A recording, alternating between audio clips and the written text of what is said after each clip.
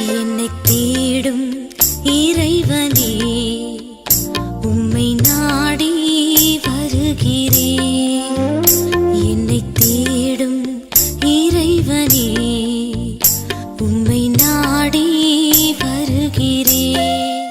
இன்றைய தியானத்தின் தலைப்பு நான் ஒரு நெருப்பு.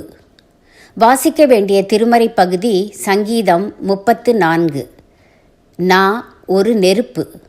உன் நாவை பொல்லாப்புக்கும் உன் உதடுகளை கபட்டு வசனிப்புக்கும் விலக்கி காத்துக்கொள். சங்கீதம் 34:13.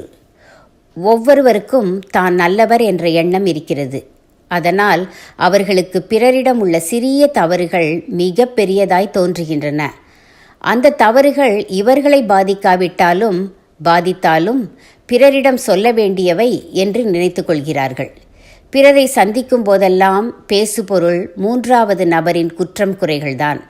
அந்த குறைகள் உண்மையானவையாக இருந்தாலும் அவற்றை சொல்ல வேண்டியது அவசியம் என்ன? அந்த குறை கண், காது, மூக்கு வைக்கப்பட்டு நண்பர் வட்டத்திற்குள் பரவும் மனக்கசப்பை உண்டு பண்ணும். நல்லார் குணங்கள் உரைப்பதும் நன்றே என்றபடி நல்ல குணங்களை சொல்வது மட்டும்தான் நல்லது. ஆனால் தீயனதான் தீ போல் பரவுகின்றன. தாவீது சொல்கிறார் போல, பொல்லாப்பை பேசக்கூடாது என்று மனதில் ஒரு தெளிவு வேண்டும். இதை நாம் பழக்கமாக்கிக் கொள்ள வேண்டும் என்று உறுதி செய்து கொண்டு நல்லன மட்டும் பேச வேண்டும். நாம் பொல்லாதவர்களாய் இருப்பதால் தான் நலமானவற்றை பேசுவதில்லை என்று கிறிஸ்துவும் குற்றம் சாட்டுகிறார். மத்தேயு 12:34. மேலும் மனுஷர் பேசும் வீணான வார்த்தைகளை குறித்து நியாயத்தீர்ப்பு நாளிலே கணக்கு ஒப்புவிக்க வேண்டும் என்கிறார், எச்சரிக்கிறார். ஏனோ தானோவென்று நாம் பேசும் வார்த்தைகள் நியாயத்தீர்ப்பு வரை போகும் என்ற உணர்வு நமக்குள் இருக்க வேண்டும். யாரிடம் பேசினாலும் எதை சொல்லலாம், எதை சொல்லக்கூடாது என்று சிந்தித்து பேச வேண்டும்.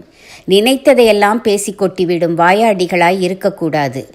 நாம் நீதிமானா குற்றவாளியா என்று தீர்ப்பது நம் வார்த்தைகளே என்று இயேசு கிறிஸ்து கூறுகிறார். மத்தேயு 12:37. வாய் ஜாலம் கூடாது. வளவளப்போ தொணத்தொணப்போ முறுமுறுப்போ கூடாது. இவை யாவும் நம் மதிப்பை குறைத்துவிடும். சொல் வன்மை வேண்டும், அச்சொல்லில் மென்மையும் உண்மையும் வேண்டும். சொல் வன்மை வேண்டும், அச்சொல்லில் மென்மையும் உண்மையும் வேண்டும். தீர்மானம்: ஒருவரையும் பொல்லாங்கு சொல்ல மாட்டேன், நல்லன பேசி நலமுடன் வாழ்வேன்.